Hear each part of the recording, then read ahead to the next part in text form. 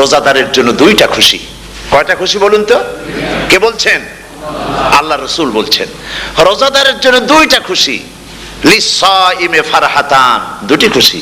ফারহাতুন ইনদা ফিতরিহি, একটা খুশি হচ্ছে ইফতারের সময়। এই ফিতরিহিতে, এই ফিতরিহি দুটি কথা, এই একটি কথার দুটি ব্যাখ্যা হয়। একটা হচ্ছে ইফতারের সময়, ইফতারের কথা বলা হয়েছে, আর ঈদের কথাও এর মধ্যে বলা হয়েছে। ইফতারের সময় হলে একটা খুশি, আর একটা খুশি হচ্ছে ইনদা লিকাই রাব্বিহি, যখন রোজাদারের সঙ্গে আল্লাহ পাক দেখা করবেন তখন হবে আরেকটা খুশি। তার মানে হচ্ছে রোজাদারদের সঙ্গে স্পেশাল আল্লাহ রাব্বুল আলামিন সাক্ষাৎকারের ব্যবস্থা করবেন। সুবহানাল্লাহ।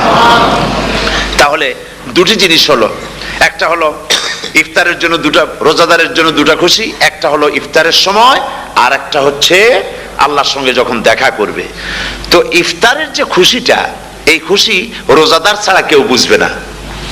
ইফতার সারাদিন রোজা রাখার পর সামনে পেঁয়াজি, বেগুনি, সালাদ, তরমুজ, মিষ্টি, তারপরে আম্বালা সুইট মিটের নানান রকমের মিষ্টি, এরপরে মুড়ি, কত কিছু সব সামনে নিয়ে বসে আছে। দেখছেন অবস্থা? সমস্ত কিছু সামনে বসা, ঘড়ির দিকে তাকানো। আপনি যদি 5 মিনিট আগে খান, ফেরেশতা এসে মুখের উপর থাপ্পড় মারবে, বেটা খাইলি কেন? বলবে কেউ? বলবে না। কোন ফেরেশতা লাঠি নিয়ে দাঁড়ায় আছে? দাঁড়ায় নাই, কিন্তু আপনি খাচ্ছেন না কেন? সুবহানাল্লাহ, সুবহানাল্লাহ বলবেন না?